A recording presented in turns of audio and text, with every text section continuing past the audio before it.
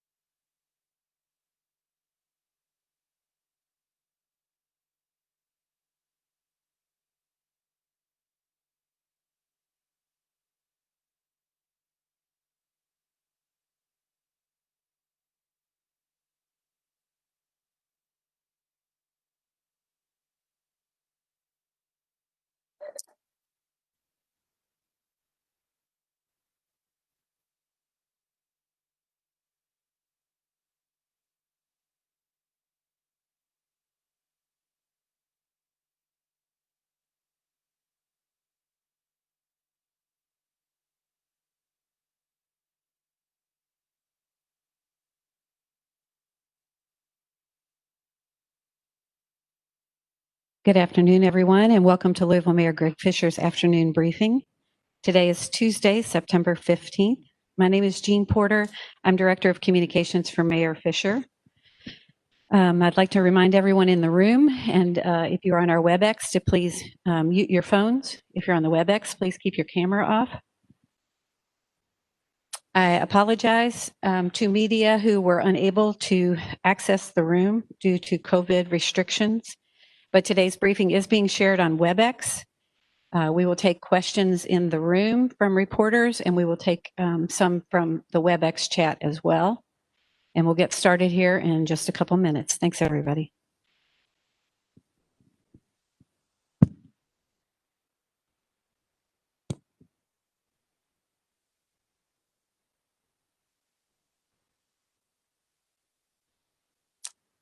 Good afternoon, everybody. I'm Greg Fischer, the mayor of Louisville, Kentucky. Thank you for joining us here today. On March 13th, 186 days ago, a tragedy beset our community with the death of 26-year-old Breonna Taylor. Her death has ignited a movement in Louisville and the nation for racial justice, sending thousands into our streets and cities all across the country and the world, all crying out for justice for Breonna. And while her death was a tragedy for so many, let's remember that Breonna was first a daughter, a sister, a granddaughter, a niece, a girlfriend, a friend, and a coworker.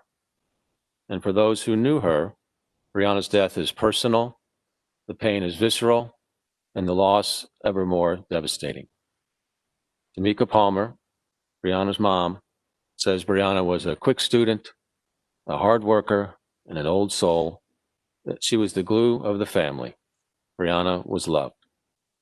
I cannot begin to imagine Ms. Palmer's pain, and I'm deeply, deeply sorry for Breonna's death. While we await a decision from Attorney General Daniel Cameron on whether or not charges will be filed in this case, my administration is not waiting to move ahead with needed reforms to prevent a tragedy like this from ever happening again. That's why I'm here today with the family of Breonna Taylor to announce that Louisville Metro government has settled a civil lawsuit with her estate. As part of this settlement, Louisville Metro government agrees to make several important policy changes. First, to build stronger community connections between our police officers and the people they serve, we will, one, establish a housing credit program to incentivize officers to live in certain low-income census tracts within the city.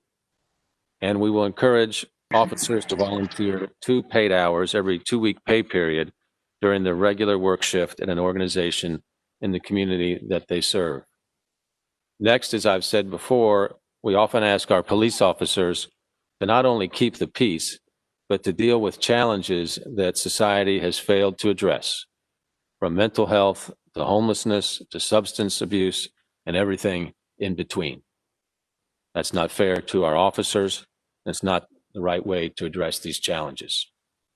That's why we will create a program to include social workers at LMPD so they can provide support and assistance on certain police runs where their presence could be helpful.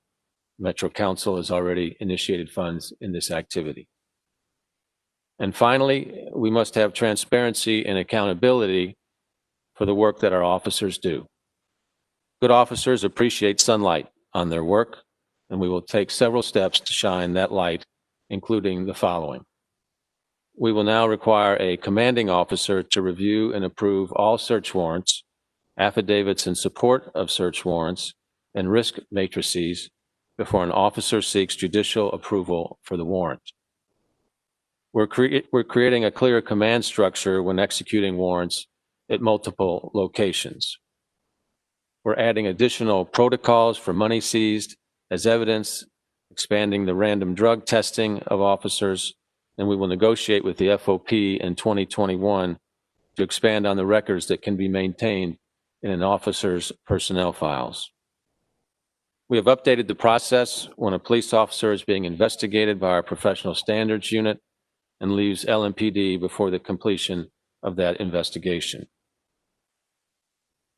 Going forward, the chief's closing letter will state his or her findings based on the evidence that exists in the file at the time of the officer's separation from LMPD, if sufficient evidence exists in the record to make such a determination, or will state that insufficient evidence exists to make a finding. If the nature of the complaint is significant enough to have reasonably resulted in the suspension of the officer, investigation will continue gathering evidence to evaluate if additional officers were involved or other problems exist. And finally, in order to ensure monitoring of any officers who may need additional training or other support, we will implement an early warning system that tracks all use of force incidents, citizen complaints, investigations, and other key factors. As part of its ongoing top-to-bottom review of LMPD, Hillard Heinz will evaluate the early warning system and recommend any needed improvements. This system will also be monitored through the soon-to-be-formed Office of Inspector General. These are significant policy changes on top of many others that we've already made, including those that are part of Breonna's law, as well as changes to policies on use of force and if tear gas would ever need to be used. In addition to these policy changes, this settlement includes a payment to Breonna's estate of $12 million. I'm grateful for the hard work of my team and that of County Attorney Mike O'Connell and his team, and the cooperation and thoughtfulness with which the Taylor family and her attorneys work with us to get to this point. We're now going to hear from Lanita Baker, an attorney for Breonna's estate. Ms. Baker.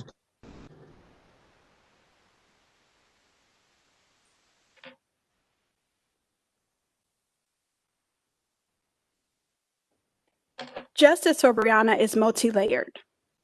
What we were able to accomplish today through the civil settlement against the officers is tremendous, but it's only a portion of a single layer. When officers cause the death of an individual, it is imperative that we seek justice not only in the criminal system, but also in our civil system. That's when we hold people financially responsible. But it's important to know here that a financial settlement was non-negotiable without significant police reform. And that's what we were able to do today.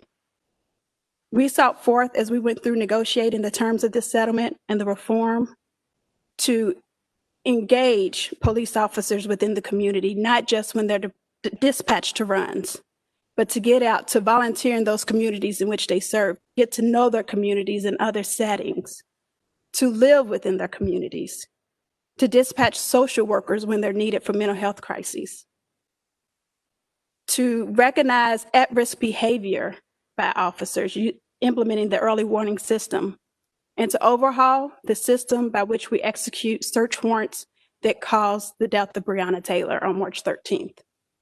It's important for her family that they minimize the risk of what happened to Breonna Taylor happening to any other family in Louisville, Kentucky, and we're going to continue that fight beyond the city of Louisville, Kentucky, and throughout this country to protect and reform police departments across America. We recognize that this reform is not all-encompassing, and there's still work to be done. And we commit our time, our talent, and our resources to continue to work with the community to fight the systemic racism plaguing our city. We will continue to work on behalf and with the protesters who have put their freedom on the line to bring awareness to not just Breonna Taylor, but to the systemic problems facing our city. For we know that without their voice, we would not be here today. Attorneys will ensure that prosecutors handling the case of protesters truly are administrators of justice and not being punitive simply because those individuals chose to use their voice to shine a light on what was going on in Louisville, Kentucky. We look forward to being a bridge from this community to our elected leaders to continue to push for change. We will continue to push for the mayor's office and our other elected leaders to implement policies put forth in a path forward, which calls for community investment, the support for small businesses, affordable housing, closing the education achievement gap, jobs and workforce development, and as an overhaul to the criminal justice system. That document was produced and signed by over 50 organizations in this city, and it needs to be taken seriously.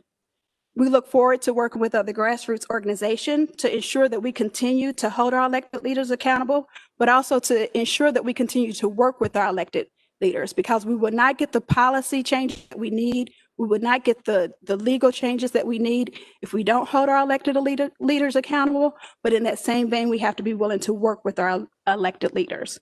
The beauty of what happened here today, the reform and the settlement, and again, it's just a civil suit, happens when we work together.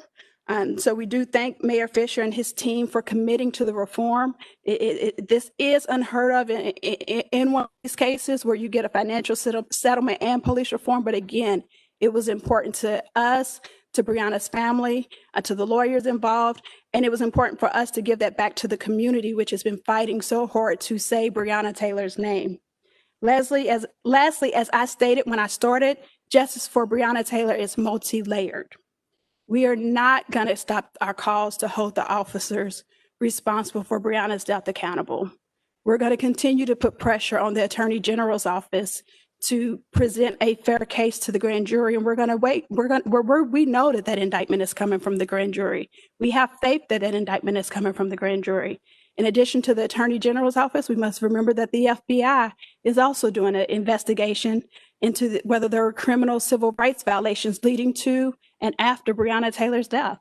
So we're going to be looking for the federal indictment to come from the Department of Justice as well.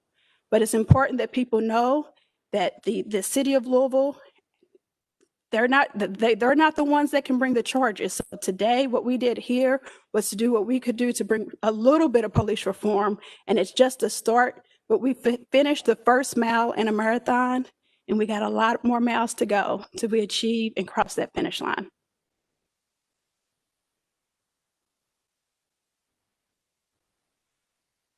Thank you, Ms. Baker. We'll now hear from County Attorney Mike O'Connell, whose team worked diligently and thoughtfully to get us to this important agreement. Mike?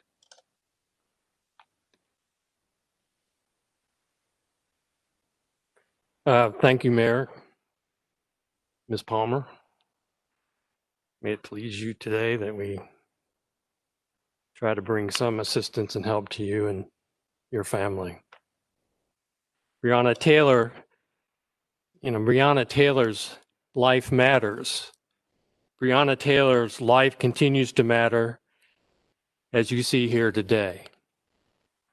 I've thought about Breonna's mother, Ms. Palmer, throughout everything that has led up today.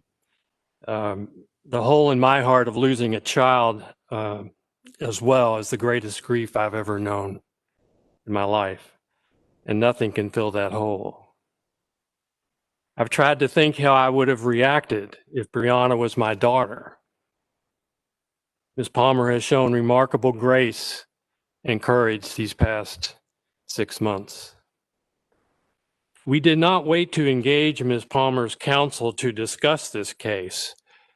The independent investigations by the Attorney General's office and the FBI are welcomed, but that was not going to delay the work toward meaningful changes in our city. This is not simply a significant monetary figure, but as Ms. Baker just mentioned, it is a path of agreed action. The reforms were discussed and moved ahead by representatives from both parties. This work happened over many weeks with good faith and dedication by everybody that was involved. Everyone around the table was dedicated to advancing those reforms for the whole community, Ms. Palmer. We tried our best to get a start. Much time and effort went into this, and I offer my appreciation to all involved. Let me just finish by saying today alone is not enough. My hope is this agreement is the next step in building a more just Louisville. A more just Louisville is the medicine we need to heal. Thank you very much.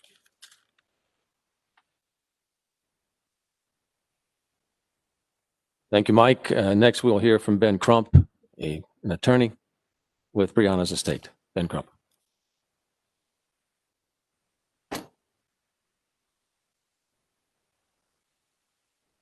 Thank you, Mayor Fischer, Attorney Mike O'Connor, to the Louisville Metro Council, to Tamika Palmer. As I sit and look at her and Bianca, my heart is filled because with Lanita, Sam, and I, we have become like family.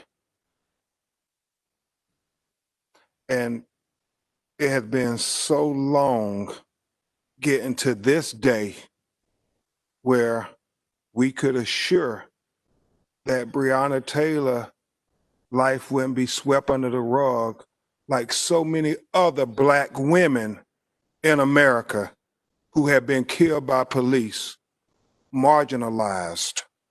So I'm grateful to the actions of the city of Louisville today.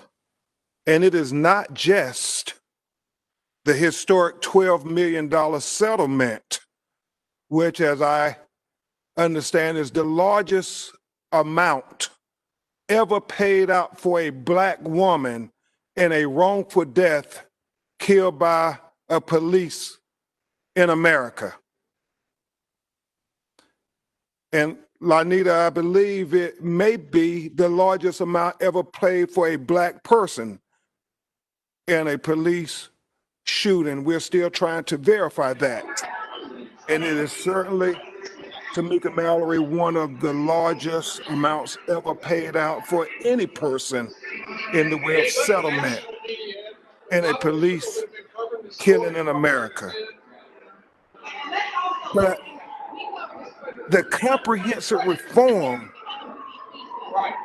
that the Louisville Metro Council and Mayor Fischer put forth is equally important, because this is about setting a precedence. When my great co-counsels from Kentucky, Lanita Baker and Sam Aguiar, first talked to me about this Black woman who had been killed in her own apartment by this no-knock warrant, they were very concerned that nobody cared. Nobody cared about this Black woman. Nobody cared about Tamika's baby. And that's when I started calling everybody I know to say that Black women's lives matter too. I remember calling Reverend Al Sharpton saying, "Can I come on your show?" I remember calling Ricky Smiley saying, "Can I get on your radio show, your national radio show?" I called Tamika Mallory and my son and her team at Until Freedom. I called Senator Kamala Harris. I mean, I was saying to anybody who would listen, Breonna Taylor life matters. And Senator Kamala Harris was the first national elected official to go on national television and to say her name, Breonna Taylor.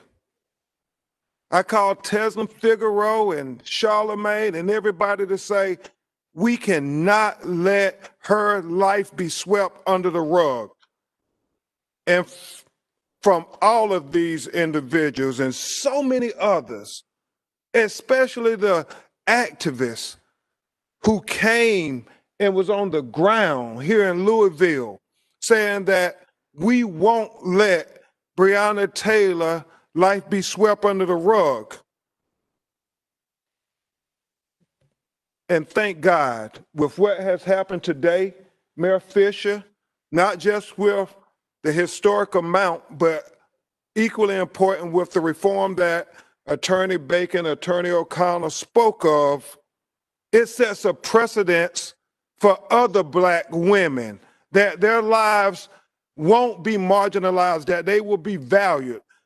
Lives like Sandra Bland, lives like Pamela Turner in Baytown, Texas, lives like 7-year-old Ayanna Stanley in Detroit, who also was killed as a result of a dangerous no-knock warrant. Because we have to speak truth to power when we get an opportunity. and these dangerous no-knock warrants are disproportionately executed against Black people in America. And so I'm very happy that the Metro Council also stood united with Tamika Palmer to pass Breonna's law to abolish these dangerous no-knock warrants, because it was foreseeable who was most being put in danger with these no-knock warrants. And so I want to point out very significant what happened in Louisville here today. In representing George Floyd in Minneapolis, Minnesota, Jacob Blake in Kenosha, Wisconsin, Pamela Turner in Baytown, Texas, right outside of Houston, Terrence Crutcher in Tulsa, Oklahoma, Botham Jones in Dallas, Texas, Joseph Richardson in Baton Rouge, Louisiana, and so many other names are Black people who have been killed by police in America. While most of America is dealing with the COVID-19 pandemic, we in Black America are not only dealing with that pandemic, but we're also dealing with the 1619 pandemic. The pandemic that started 401 years ago when the first enslaved Africans came to America. And from that day to this one, we have been dealing with systematic racism and oppression that have killed us inside and outside the courtroom.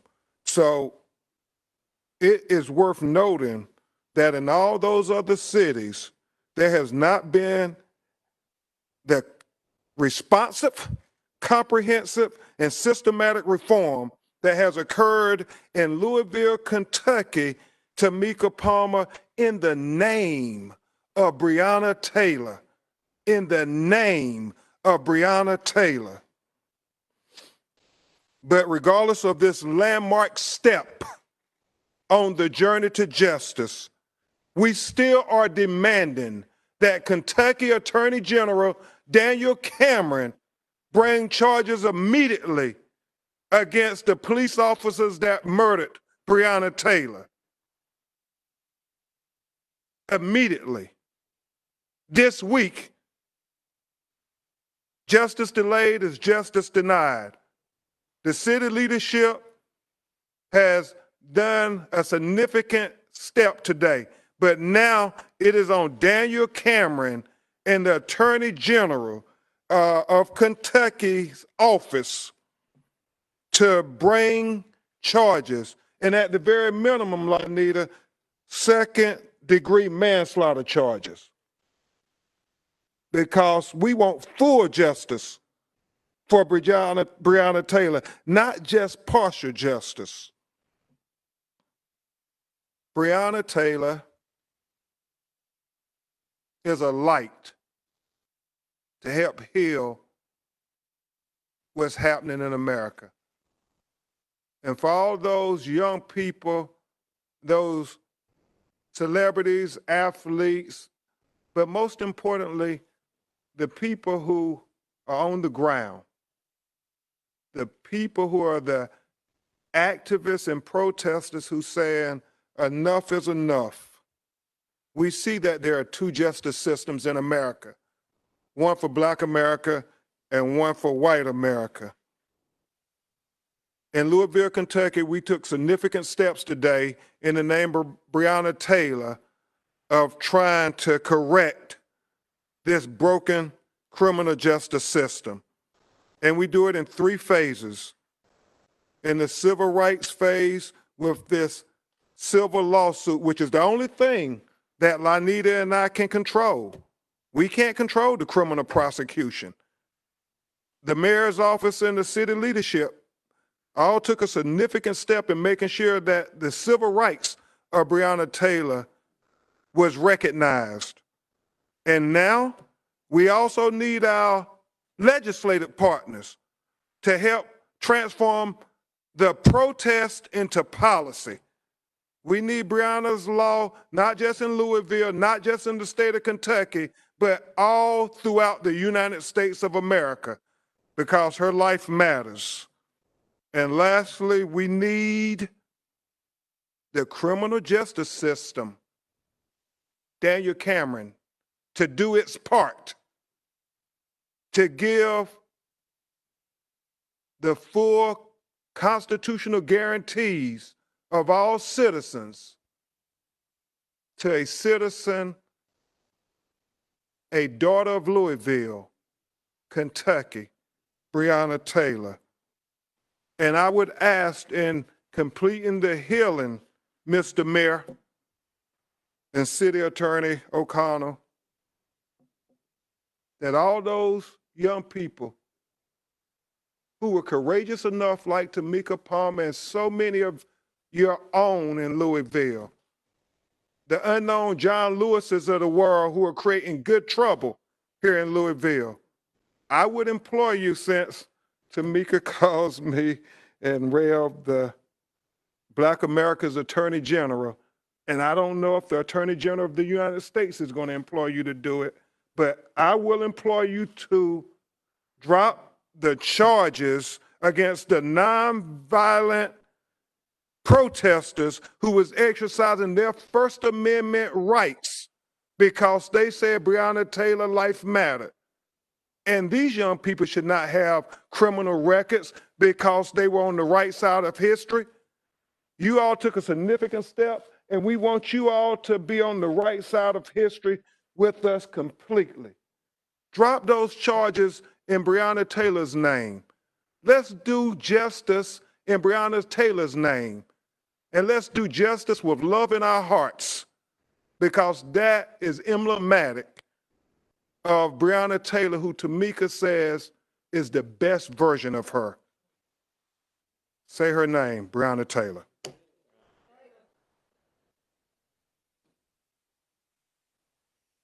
Thank you, Mr. Crump. Next, Tamika Palmer, Breonna's mom, would like to share a few words with us.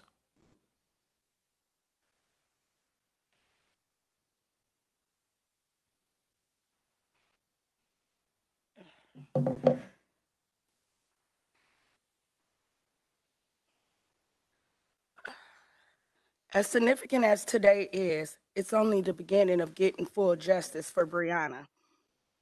We must not lose focus on what the real job is. And with that being said, it's time to move forward with the criminal charges, because she deserves that and much more. Her beautiful spirit and personality is working through all of us on the ground.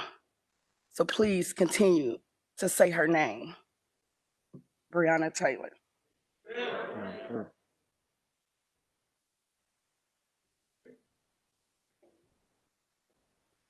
Thank you, Ms. Palmer. Thank you for your grace and for your strength and for your love for Breonna and for our city as well, and your determination to make this city a more just city and help to get us to this agreement. So I'm grateful for that. Thank you. Next, we will hear from Tamika Mallory of Until Freedom.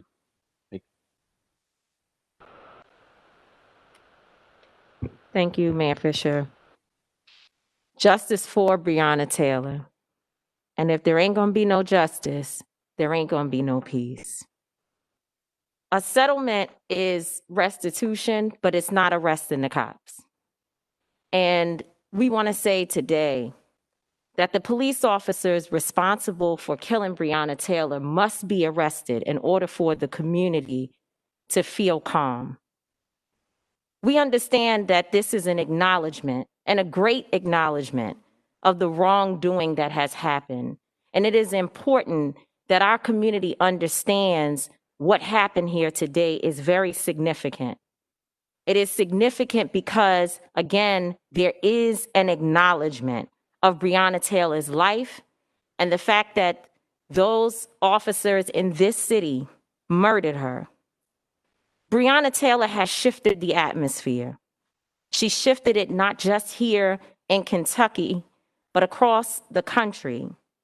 The ban on no-knock warrants, was where we began in terms of great reform. And to know that Attorney Lanita Baker and Attorney Sam Aguiar continue to push for reform in this particular settlement is extremely important, and it cannot be denied. We must acknowledge it. The reforms are evidence that the city, unfortunately, its police department has been exposed for some corruption that exists within the department. The significance of this settlement is a small price to pay for our sister's life, a very small price to pay. They deserve all the money that we can muster up in the world just to help a little bit with the feeling of pain and turmoil that I know exists within this beautiful family. But let us not lose sight on the main focus, as Tamika Palmer has said. The officers, Brett Hankinson, Miles Cosgrove, John Mattingly, and Joshua James must be arrested. We cannot forget about Joshua James, the man who lied on a no-knock warrant application that sent police officers charging into the home of Breonna Taylor and Kenny Walker. We cannot forget about any of those officers. And if this police department is to do right by this community, if you know of other officers who were involved, they should be arrested and indicted immediately. Again, the restitution portion is one part, but arresting the officers is what will make this city do right by its citizens, and not just Breonna Taylor, but all the Breonna Taylors across this city who are afraid sitting in their homes, because to not have an indictment happen in this city is to say that no matter how much we pay, no matter how much reform we do, we rather cover it than to deal with the issue. And so I have to say to you, Mayor Fischer, we want to thank you for your leadership, but we want to say that if for any reason these officers are not indicted, that you must instruct your police department to fire every single one of them on the spot. That is called getting justice for Breonna Taylor. Thank you very much.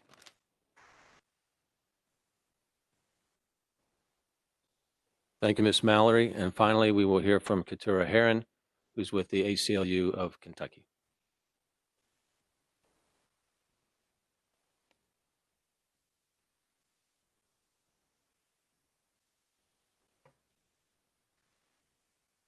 Good afternoon. My name is Katura Heron, and I'm a policy strategist at the ACLU of Kentucky, and also a member of Black Lives Matter Louisville.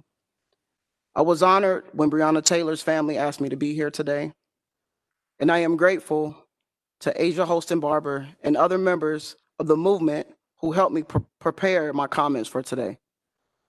To Breonna Taylor's family, you deserve better than having to fight for 6 months after officers from Louisville Metro Police Department, some of whom remain nameless, killed your beloved family member. You deserve closure. You deserve rest.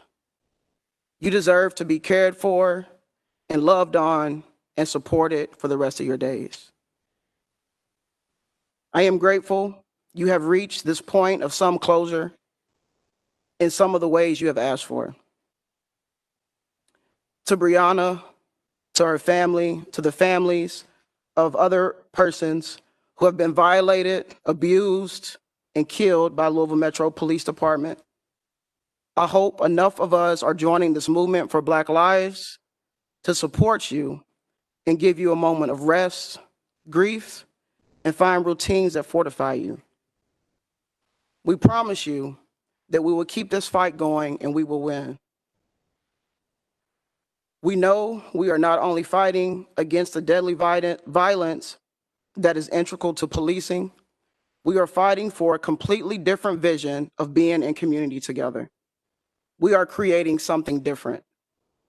We are creating a community that no longer invests our tax dollars in people who kill our neighbors. one that no longer needs to spend tax dollars on settlements that should never have been paid in the first place. No more. Instead, we are creating a community that invests our tax dollars in our basic needs as human beings, in our joy, in our wellness, in protecting each other. We are going to create a community where all people are supported by our investments and given the chance to reach their full potential, rather than redlined into disinvested, distant neighborhoods that remain out of sight and out of mind of those on the other side. No more. We want to end the so-called compassionate community that was never actually compassionate, where people were forced to compete against each other for scarce essential resources, policed for the consequences of what it means to live in scarcity, and then killed for our connections to each other. No more. We are creating a community that finally sees the fruits of our collective labor and invest our tax dollars in ways that nourish us, nurture us, heal us, challenge us, and love us. In ways that house us, feed us, and make us laugh. This is the community investment that values Black life, and we will heal in Louisville. To Louisville Metro government and all the complicit decision makers throughout this horrifying experience, understand that this is not over. We are demanding full individual accountability and institutional accountability. While the culture of white supremacy has lied to you about what accountability means, let me tell you, accountability includes self-reflection, repair, apology, and change behavior. Change behavior means no longer incentivized violence to abuse and kill our people. Accountability means an end to transactions that tinker around the edges. For years, we have watched as you tinker around the edges with our freedom while you go all in with dangerous and wasteful programs that you call investments. From the police budget to the gentrification of our neighborhoods. You have used our own tax dollars to harm us. Our people demand transformation. Our people demand rest, joy, solidarity, interdependence, and freedom. Change is here, and it is the people's to change. And it is the people's to change. And to my people who are giving so much of themselves to this moment, striving for a better today and a better tomorrow, I would like to offer you these words of Harriet Tubman. If you hear the dogs, keep going. If you see the torches in the woods, keep going. If they're shouting after you, keep going. If you want a taste of freedom, keep going. Thank you.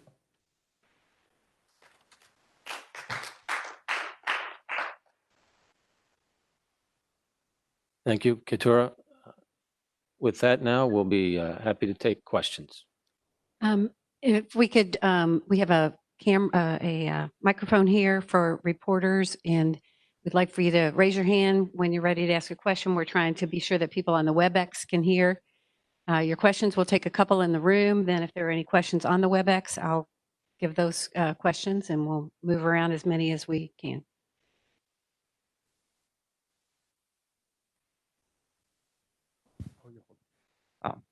Thank you, Mayor. How much did the timing of the grand jury play into the announcement of this civil settlement? Was it important for the city to announce a civil settlement before the grand jury's decision?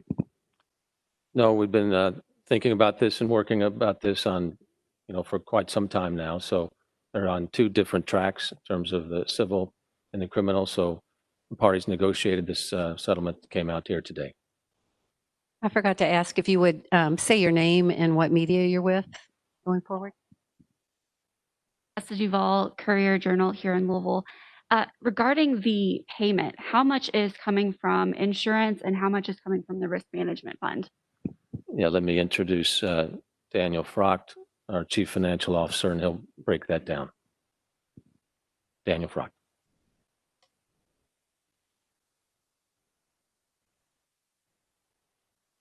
Afternoon, Daniel Frocht, Office of Management and Budget for the city. The $12 million payment will be broken down into three fund sources. $5 million will come from Louisville Metro. $5 million will come from our self-insurance trust fund excess insurance carrier, and $2 million will come from our self-insurance trust fund that we participate in. Tonight with WHS 11 News. Question for Attorney Ben Crump and Lanita Baker is, does the settlement handle this legal action that you guys brought forth? The civil lawsuit named multiple officers who were involved in executing the warrant. So will you still try to sue those officers, especially if Daniel Cameron does not criminally charge the officers involved? This settlement today it wraps up the civil litigation, so there will be no additional civil litigation. As we've stated, our focus now is on the Attorney General's office doing the right thing and bringing forth indictments against those officers. Yes, and we think it sets a precedence for other cases involving people of color around America. Dalton Godby with WDRB. Mr. Mayor, can you commit right now to what Ms. Mallory just said about firing the officers if there is no indictment brought? You know, when I say justice for Breonna, I mean, what that means is the truth needs to come out in the case. And that's what the whole process is about with the Attorney General. I don't know what he's going to do and what he's going to come out with. Obviously, the one officer that we were able to take action against, we did. And so now we're going to wait for the rest of the process to continue. Mayor Fischer, Amber Smith with Spectrum News here. If you could put into words what all of these different reforms, both with Louisville Metro government and with LMPD, will mean for the community. Well, in order for the community to heal and move forward, there needs to be legitimacy and trust between the community and the police force, both here in Louisville and all over the country. This is a conversation that's taking place. So we hope that these are steps that are going to begin that process so that we can work forward together. This isn't going to be an overnight activity, but it's a step. Mayor, this is a question from the WebEx. Steve Bittenbender from the Center Square asked, will any of the reforms require Metro Council approval or the sign off from FOP? What happens to this agreement if those reforms aren't implemented? Well, we need to work with both parties to make sure that it is implemented. Some of them can be done within the police department themselves. Mayor, Denny Camper with WLKY News. Who was at the negotiating table from the FOP or from LMPD when it came to discussing these reforms? Talk about that. I'll bring up Mike O'Connell. The reforms that became part of the settlement agreement were done primarily by counsel for the respective parties and officials that could lend information and procedural protocol and that type of thing. But this was a decision made by the administration and just sitting down and doing a lot of negotiation over it. And but we always knew from the beginning, it was made very clear, as Lanita said, we always knew from the beginning that some aspect of any settlement in this case was going to have to contain reforms. And Ms. Palmer and Lanita, and they were very involved in the conversations about, at least at this point and going forward, what can we do now that we can move the rock in that regard. And while I'm up here, I'd like to, Daniel, I want to correct you on one thing. You asked about the source of the funds and how it worked. Somebody over here did. But part of the funds were Louisville Metro, or the Louisville Area Government Insurance Trust, I should say, purchases excess coverage from an insurance carrier in certain cases, and $5 million of this came from the excess carrier that is the insurance carrier for the Government Insurance Trust. So the breakdown, though, is Louisville is responsible for the first $500,000. Legit, or the Government Insurance Trust, is responsible for the next $2 million, and that's an insurance trust in which the water company and TARC and others participate in. And then there was the $5 million from the carrier, and then the additional sums were from Louisville Metro. Did I say that right, Daniel? Okay. Thank you. The next question is from Sal Bono of Inside Edition Digital. He asks, if you're waiting for everything to come out on police in order to fire them, why did the city choose to settle? Well, the timing of this was such that both parties felt it was best to do it now, so we could talk about both the reform aspects of this and, of course, the financial settlement. Mayor Fischer, this is Natalia Martinez with Wave 3 News.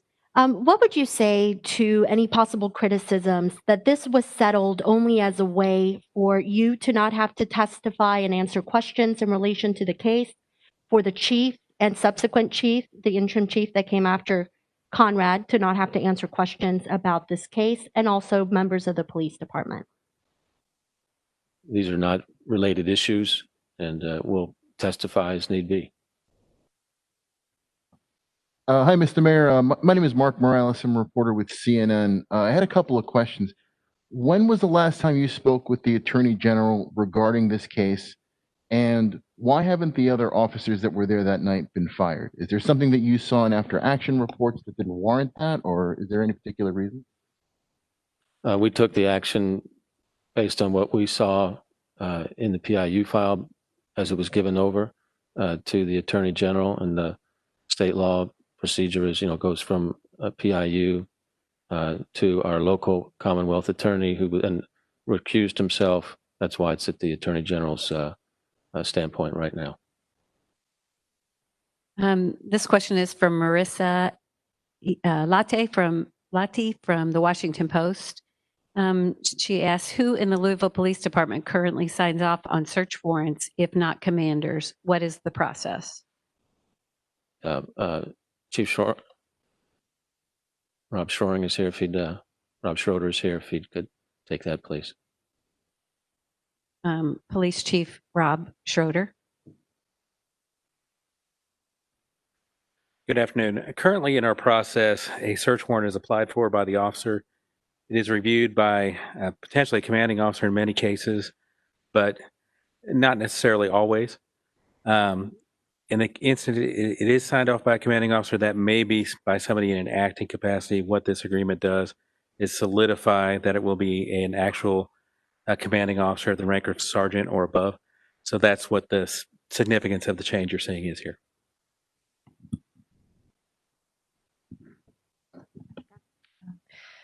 Mayor Fischer, my name is Rukmini Kalimaki. I'm a journalist with the New York Times. I wanted to ask you, number one, if the city has admitted any fault as a result of the settlement. And secondly, my second question is for Ms. Tamika Mallory. If the law does not allow the Attorney General to charge the officers that return fire in self-defense, what will be the answer of protesters and demonstrators seeking justice for Breonna Taylor? Yeah, no, this agreement or settlement agreement does not say that there was any wrongdoing done. In this case, it's just an acknowledgement of the need for reform and the need for a settlement to take place. Next question is from Jonathan Allen from Reuters. Oh, I'm sorry. I wouldn't in any way, as the leader of Until Freedom, one of the 4 leaders of Until Freedom, speak for all of the protesters who are here locally in Louisville. We will be led by the actions of the family, the actions of the local organizers. But I will say that we will make sure that our voices continue to be heard. And if it is a legal situation that they come out with as a reason for non-indictment, then we need to work with Katura and the ACLU and others to fight on that end as well. Thank you. Jonathan Allen from Reuters asks, how will you monitor and measure progress on the reforms announced today? Will there be regular public reporting of how many officers use housing credits, how many warrants are issued, and if so, how frequently? Yeah, all that, obviously, we're in the process of getting started to make sure that people know that we're accountable for the promises that we've made, and we can issue a report on that in terms of what that looks like from an accountability standpoint. Mr. Mayor, this is Graham Ambrose with WFPL. The city is anxiously awaiting the decision from Attorney General Cameron In other cities across the country, we've seen federal forces get called in to quell unrest or just whenever there are protests in some cases. Do you know of any plans for federal forces to come in when the decision's released or otherwise? Nothing specific in terms of the general community. I understand that there's been some requests for some federal protective services for the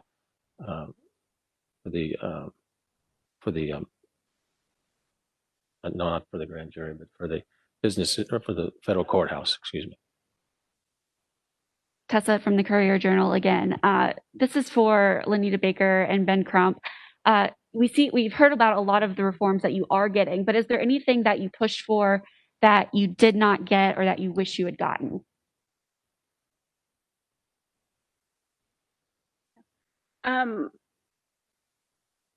They always say when you're negotiating, everyone's supposed to walk away without receiving everything that they received. I will say, however, in this case, the most important areas of reform were provided. Metro was very willing to work with us on that, the things that we felt important. And as I also stated, that we recognize that this is not the end of reform. So we look forward to continuing to work with the city, our leaders, our legislative leaders in Frankfurt to continue to push for additional reform. So we're not done yet. What was important to me and Lanita and Sam was what was most important to Tamika Palmer and Bianca, who really were studying what reform would look like to try to prevent the next Breonna Taylor from happening. And I think to that end, the city was very responsive in trying to make sure there was measurable, systematic reform that could be a model for other citizens and other cities to protect their citizens. And so I think in the name of Breonna Taylor, this is landmark in its scope. And I believe just like Trayvon Martin and Michael Brown helped bring greater attention in America to Black Lives Matter, I believe Breonna Taylor's name is going to bring greater attention in America to Black women lives matter too. Okay, we're going to have time for just a couple more questions. One more from here. From here. Dalton Godby, WDRB. Mr. Mayor, why does the settlement not address the body cam failure in the Breonna Taylor case? And then also a question for Mr. O'Connell. Do you have any plans to drop all charges against nonviolent protesters?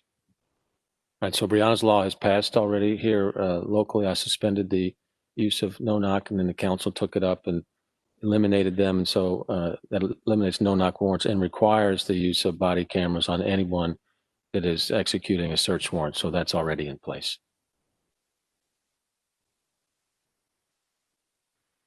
I can tell you we've taken steps in my office to already look at every case and place them in what I would call a file of the least offensive sort of charges to the middle, and then obviously the most serious. There are a lot of serious offenses that were committed that we have to address, not the same way we would on this end. So to answer your question, I'm going to look at them very carefully. We're going to make a decision, but I think we're going to see some movement in the right direction. Tonight with WHS 11, Mayor Greg Fischer, is this settlement a reflection that the officers acted wrong? And another question, is there a reason why you added increased drug and alcohol testing of officers involved in shootings? Why was that added specifically? On the second question, that's just a good practice for any organization to make sure that everyone is operating their responsibilities in a straight manner. On the first, no, this is just an agreement that between the parties without saying anybody did anything wrong. It's just coming together with these reforms and then a financial settlement.